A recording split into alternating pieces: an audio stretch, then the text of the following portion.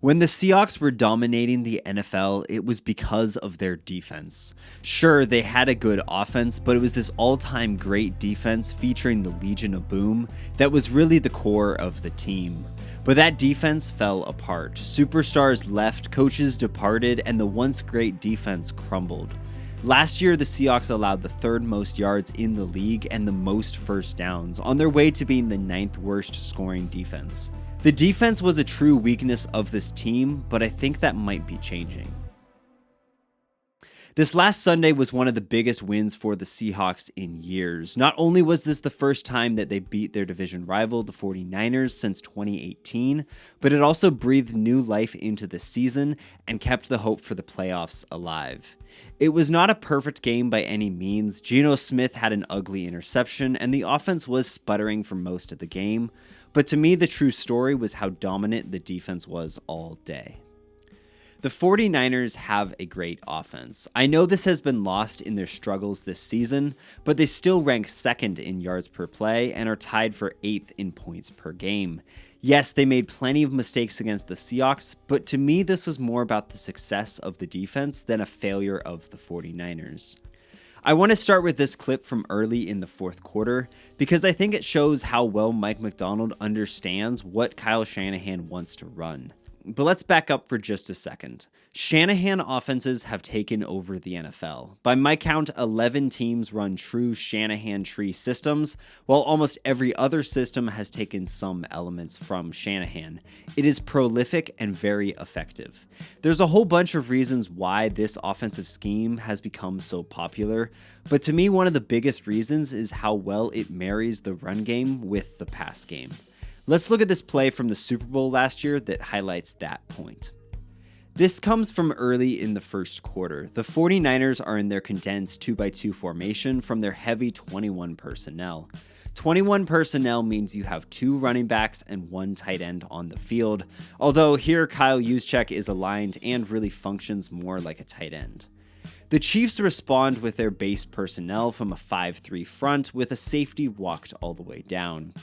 The 49ers are fantastic at running the ball. It has been that way for years. Even in a down year with Christian McCaffrey being out for most of the year, the Niners have still faced the highest rate of stacked boxes per next-gen stats. You have to respect the ground game, and that is what the Chiefs are doing right here. But let's see how Shanahan counters. The 49ers are faking outside zone to the top of our screen, and they're coming back with a bootleg from Purdy. After the play-action boot, this is just a flood concept to the bottom of the screen. The flood concept is very popular in the Shanahan system. You have some sort of clear-out route. Here, Ayuk is running that. You have someone in the over window. That's where Debo is supposed to be. And then you have someone in the flat. Here, that's Juszczyk releasing late to the flat. Debo gets blown up by the safety right off the line of scrimmage, so he isn't able to get to his spot. But that doesn't matter. Purdy is able to dump the ball off to Juszczyk, who is so wide open that he's able to pick up 18 yards.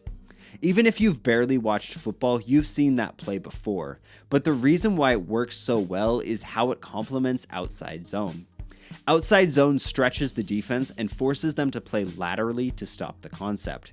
Your linebackers have to be able to quickly flow to fit the run, and that is why this play works. The threat of outside zone in particular is what opens up the space and gets these linebackers out of position. Nick Bolton is in man coverage on Juszczyk, but he's working so hard to flow with the running back that he gets out of position. This is one of the many core concepts that Kyle Shanahan threatens defenses with. Either you're not flowing to outside zone and they're going to gash you on the ground, or you're out of position to guard the play-action boots that come off of that. It is one of the most problematic patterns for a defense, and that's why practically every single team runs some version of it. Mike Macdonald understands all of that, and in Sunday's game, he really did come prepared to counter this. Let's look at how the Seahawks defended a very similar concept.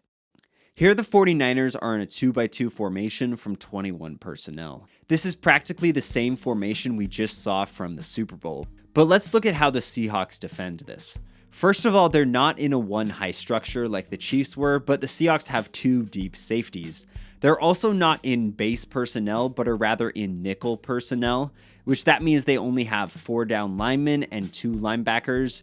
Julian Love is filling in to form this traditional 4-3 front as he's filling in as that third linebacker, but the Seahawks personnel here is also much lighter than what the Chiefs ran.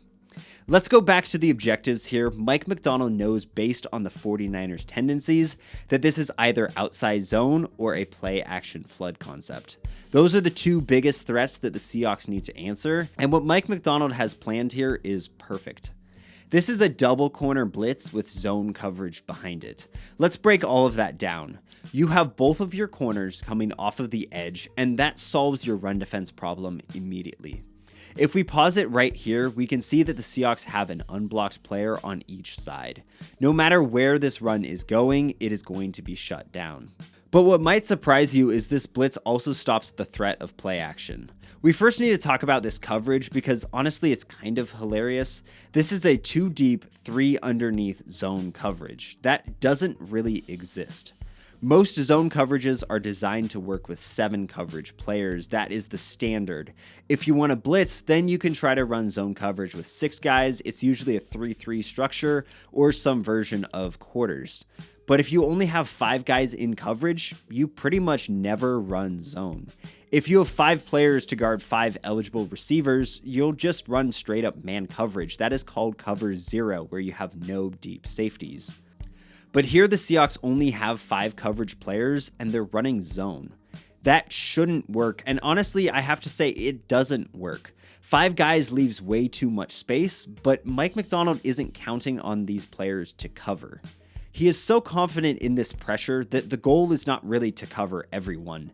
If Purdy keeps this ball, Macdonald is counting on Spoon to get there and force the errant throw. That is the plan.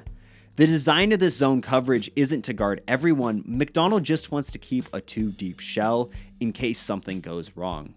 At least with this kind of zone coverage, if Spoon slips or something else blows up and Purdy has plenty of time to throw, you have 2 deep safeties that can limit the damage. You're probably going to give up a 15 or 20 yard play, but at least it won't be a touchdown. That is the weakness of cover 0. You get tight coverage and quick pressure, but you have no safety net because, well, you have no safeties.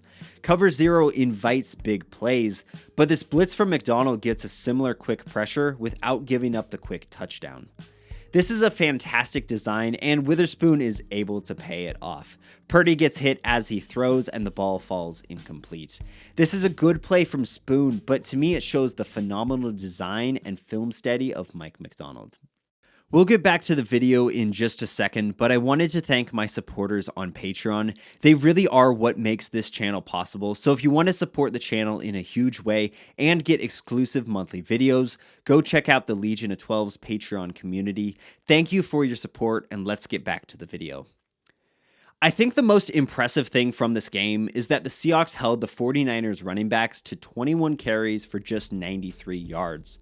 That is 4.42 yards per carry, which isn't great, but is less than the Niners' season average, and is way less than the 9.02 yards per carry allowed in the previous matchup.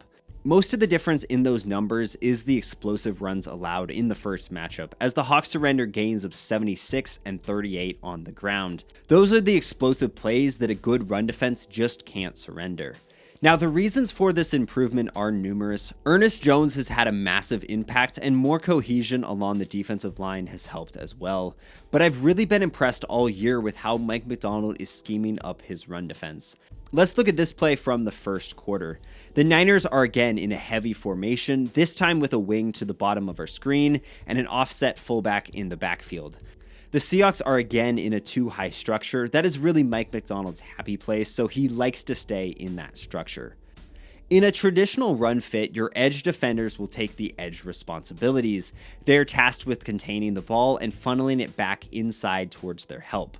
But here Mike Macdonald changes those responsibilities.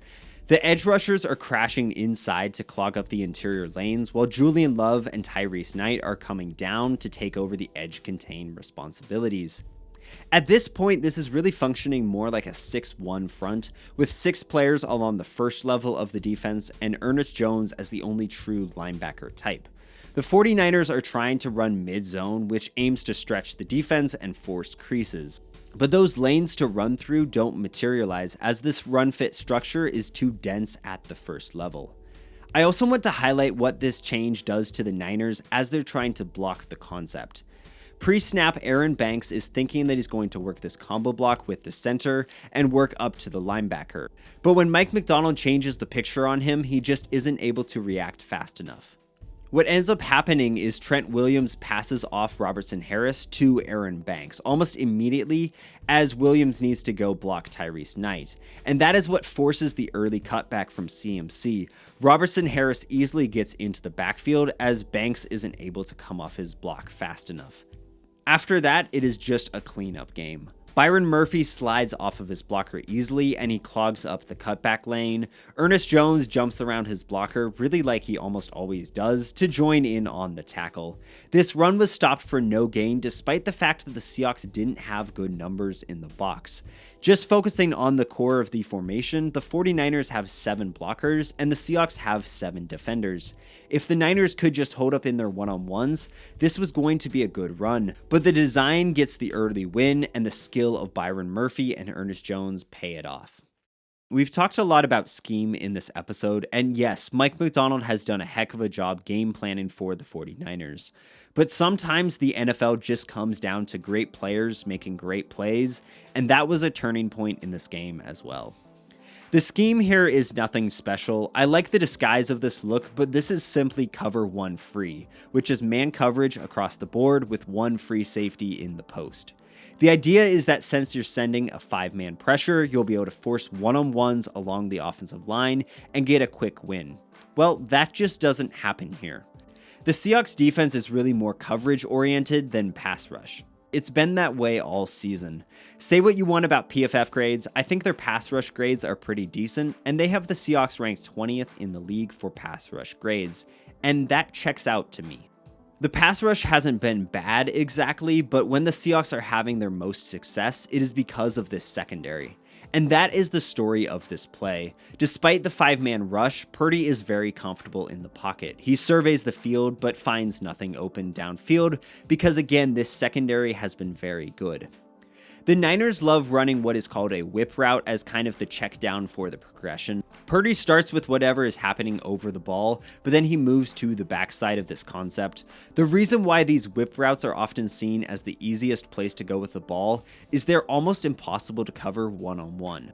The whip route is where you begin to run an out route, slam on the brakes, and reverse field to come back towards the inside. As a corner, you have to break on this out route, somehow be able to stop, and then keep up with your receiver as they go the other way. They are a nightmare to guard. Well, they're difficult to guard unless you're Devin Witherspoon. Spoon is an elite run defender and his effort is simply off the charts. He's just an amazing football player, but as a coverage defender, his special trait is just how explosive he is. He starts with a 2-hand jam, just like any good press corner would, and he drives on this out route. But the speed at which he figures out that this is actually a whip route and is coming back inside is remarkable. If we pause it right here when McCaffrey starts running back towards the inside, not only is Spoon not surprised by this, but he's actually already stopping himself. He is running the route as if he already has the playbook. This looks like synchronized route running. And that is why Spoon never really is out of position. Reek Woolen is a corner that thrives off of his ability to recover, and that is what makes him a very special player. But Spoon is so good at what he does because he never leaves his receiver. There was no point in this route where Spoon wasn't in a perfect position, and I can't tell you how absurd that is. Spoon uses that explosiveness once more to dive for the pass breakup, and he's able to pop the ball up in the air. Hankins shows off his own athleticism and comes down with the pick, but to me, this play is all about Devin Witherspoon. This defense is on its way to being a great unit. They defended against the run, against one of the best ground games in the league, and they held a top 5 offense to just 17 points. Mike Macdonald has been a huge impact for this team all year, and now everything is coming together and the execution is allowing this defense to play really well.